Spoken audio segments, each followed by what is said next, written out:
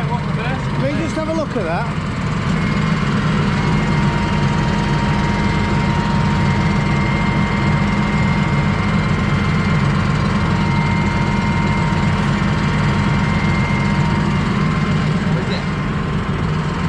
I was just looking at wear on drawbar and got a lot. We're just a bit worried that it's done a lot of road work with tankering, but I don't think it has because there's no wear on that Dronome, is it Dronomic?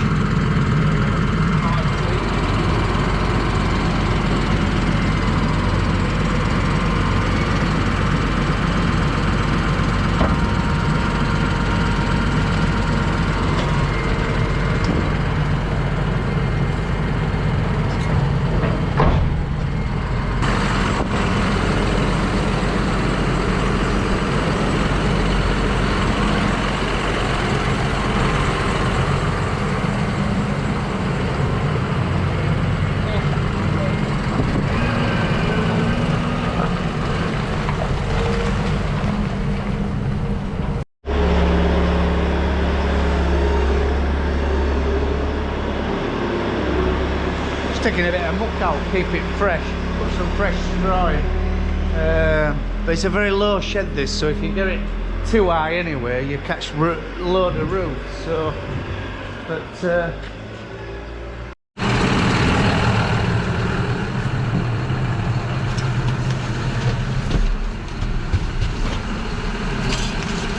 found our first issue with it. We've got a forward and reverse. Forward, bloody reverse. We knew it was a bit dodgy when we bought it. Forward and reverse lever's a bit funny. What do you have to do to get it in? Well, it's a lot. It did just sort of pop in last time eventually, but don't want to force it. Anyway, you'll have to. But all in all, we're very, very pleased. I mean, that'll be about 100 quid. But Frank reckons he's going to take it to bits and I reckon he can sort of get it going. Whether it lasts, I don't know, but very, very pleased. Inspected the back end of the tractor and we don't reckon it's done much road work whatsoever.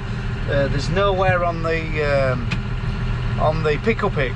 You know, it's had a dribble bar on it, which, yes, there's a bit of corrosion here and there. What you got there? Claas lunchbox. Bloody hell, we've got a lunchbox here, look. Oh, move them, don't want people looking at our bank account. Yeah, we've got a little Claas thingy bob. Is there a fridge in it or not? No, I don't think so. It's a very nice environment, really. I'm really pleased with it. Like, joystick like on Combine. That's a lot better than the other one, isn't it? I think that once you get used to that, lifting it up, where it is, it's like lifting arms up and down. What are these for? These are your spools. and set them to spools and to sort of get to end of the field, I'm guessing, and click it up. Yeah, the lift thing up and grow plough over or whatever. It's got electric spools, 3 of them, and I think you can do your spools on there, and you can set them on these little gizmos, I presume, For your flow, for your flow and what you're doing. But I mean, like McCormick with percentage.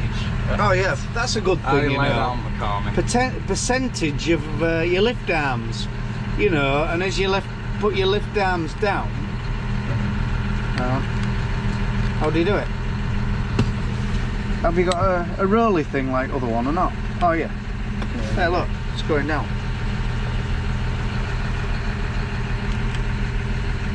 It's not going down. What's happening? Yeah, we haven't really worked it out yet, have we? Yeah, goes up and down and tells you a percentage of your where your arms are.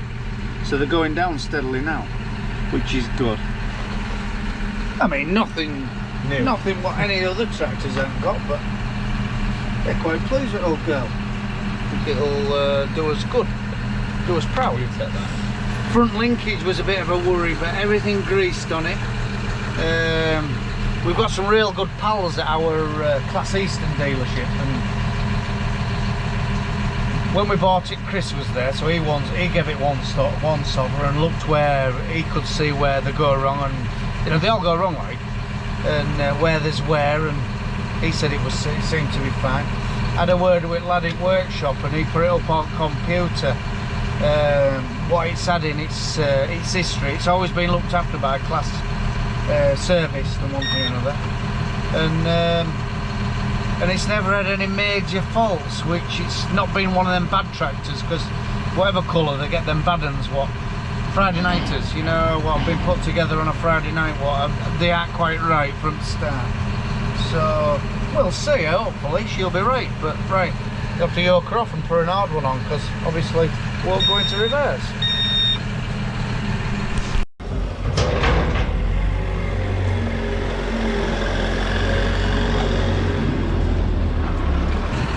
Bit annoying really, because he's real keen to he'll put his hard one on.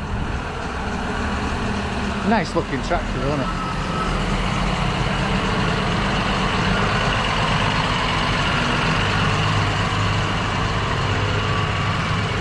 Few jobs to do at it, like they've moved the number plate in a funny position.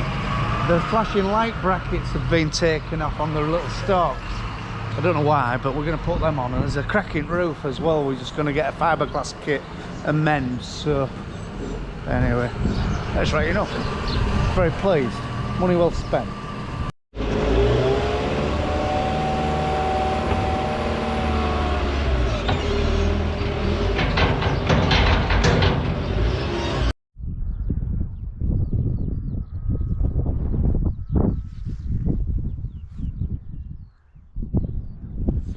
Just showing a couple of, well, grazing experiments we had.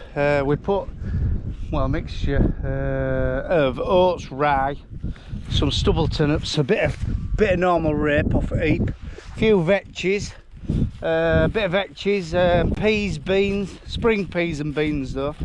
And to be honest, winter's really taken its toll. To that mark there we've grazed. We didn't really graze it hard neither. You could nearly graze it again actually. It's greened up, and I think if you left it till sort of another month you'd get a lot of growth if we get some mild weather. But winter's really took its toll. I mean, there was quite a canopy and quite a lot of volume before Christmas, well, before we had that real frosty weather, but now it's just caned it. It's sort of dissolved it, look, you know. So sort of chose wrong species, so we'll learn from that. But I don't think we'll even graze this. I think it's got to a point that a lot of grass weeds and one thing and another, and we'll just round up it off, and just all that greenery there will just act as next year's plant food. But under the soil it seems very healthy. There's a lot of root systems and one thing and another, and it seems really healthy, so it has done a bit of good under the soil. But what to choose for next time, I don't know. What'll sort of withstand frost, what varieties to choose, because I think it's coming in it, all these overwinter cover crops, you know, we'll get paid for it, so it'll be beneficial. You know, when you're banging them in at back end, you won't be thinking you're wasting your time and your effort and your money if you get paid for it. Well, we aren't, because it's doing good for your soils, like. And more you look into it, more you think, you know, more you realise that just sort of doing the norm, like ploughing and drilling, banging dirt on, banging nitrogen on, banging chemicals on, I think it just, this stuff what we're playing with, this soil stuff just needs looking after a little bit better. But this is some just rape, volunteer rape, what must have been in combine, because it was a winter barley stubble. But the winter barley was it was up here. It was up here, and winter's just dissolved it to now. Like, in fact, it's like that, just gone. Oh, but the rape, bloody hell, the rape. I mean, there's loads of fodder there, and this would be combined in August, and it just come over in sieves. It must have been in stone trap and one thing or another, and it's really done well. It's the massive plants, so you know, maybe thinks as soon as you get your barley straw, broadcast your rape on, and you'd end up with a cover like that for very little money, you know. It sort of feels a bit more like spring. It's only, I don't know, what is it, 4th or 5th of February, but birds are singing. It's a bit milder. A lot more daylight in a day, you know. 7:15 this morning it was quite light, and 5:15 on a night, so days are changing a bit. We'll soon be sort of, in fact, next week this field next door is going in with maize, and it's all registered for slurry. Jake's going to start injecting a bit of slurry, you know, just while it's dry, because it could be drier now than it could be in 2 months' time when you're thinking about drilling it, like.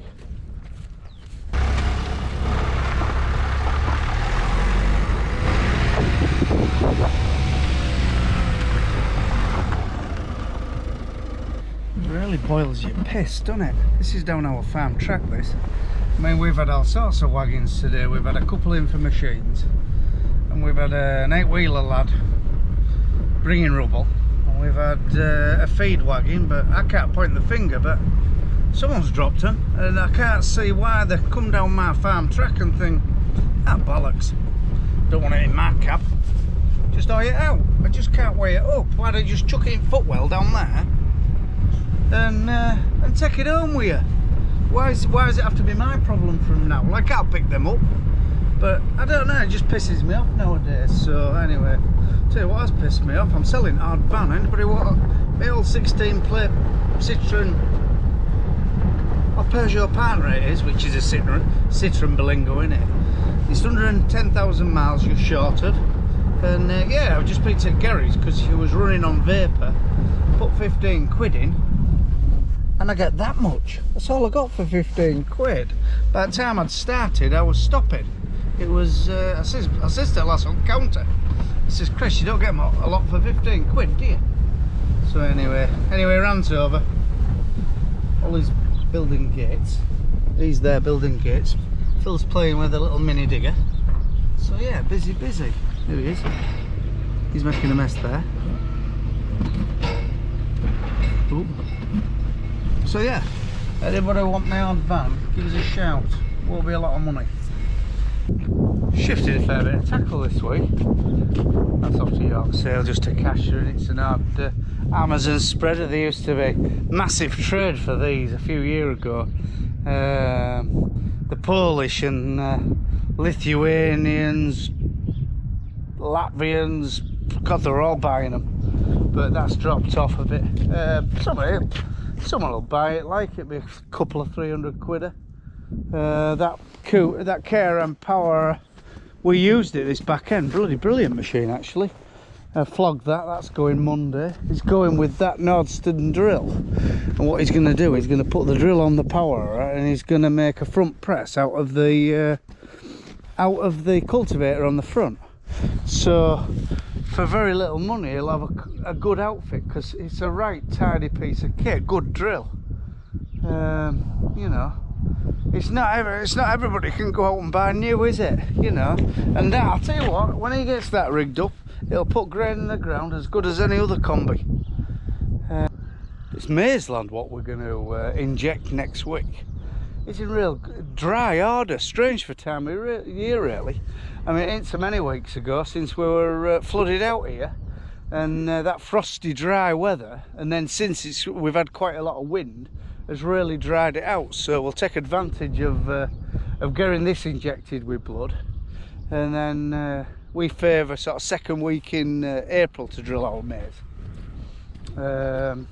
Second, third week, you know. Bit earlier than we used to really, but we'll see. Yeah, it's strange. Bought some urea in this week, 2 load, one for nearly immediate delivery, which was, well, I had a 5 in front of it. I can't really tell you the exact price because we're in a buyers group, and you're told not to tell your prices. But I mean, if you're looking for some fur, just sort of have a look, because there's some cheapish urea about. You know, which we'll use for our first applications. And I bought a load for back end which had a 4 in front of it. So I mean, deals, I heard you could get it for £400 a tonne. Well, we never. But I think when we ordered ours for whatever, I'm telling you, it did go down the day after. So, but they reckon normal 34.5 nitrogen still got a 6 in front of it. So I don't know. But anybody not bought any, it's maybe going to pay off for them, because I think prices might come back a bit. Wheat 228, I got told other day. Rape went down, but it's gone back up a bit. I think that's about mid 400s, 450ish, something like that. So, you know, like we've got a lot left. We've got a big heap of wheat and all our oilseed rape. It's in store down the road, and I'm a little concerned that we've missed the boat, but we'll see. Let's hope it come back. I would like rape to have a 5 in front of it, but bought a digger yesterday and traded that out last scene. She's off to the scrapyard. Lads are going to take the engine out and scrap it, and I've bought one, a Komatsu PC 130, 0 swing, that means little tail end on her, rubber tracks, well, not rubber tracks, on blocks actually, so you can go on tarmac without chewing it up. Nice, I think it's a 13 tonner, but real handy little thing it is. It's not the modernist, it's in 2008, and it just feels right, a little bit untidy. We'll need to just tidy it a bit. Whoever's had it has just battered her up a bit, but mechanically it seems very good, and I didn't give a monstrous amount of money for it. So, and I've got a list of jobs, I really have. I've got jobs all over to do with it, so we've treated ourselves. Really fell out with that hard last other day. Really spat our dummy out, me and all. In fact, Ollie suggested setting fire to it. Who was that pissed off? Bloody thing. Yeah, we've had every penny out of that digger, every last penny out of it, and she's absolutely shagged now. You know, so yeah, they're pulling engine out of her, and she's off to the well, I don't know where she'll end up. Will she get ground up here, or will she get exported in a boat to get processed abroad back into new steel? I don't know. Right, if you like these videos, like and subscribe, or whatever you do. And Rough Hard Farming, East Yorkshire. Do a couple of videos a week, not too fancy, not too showy, you know, so yeah, a bit of down to earth stuff. So right, bye for now.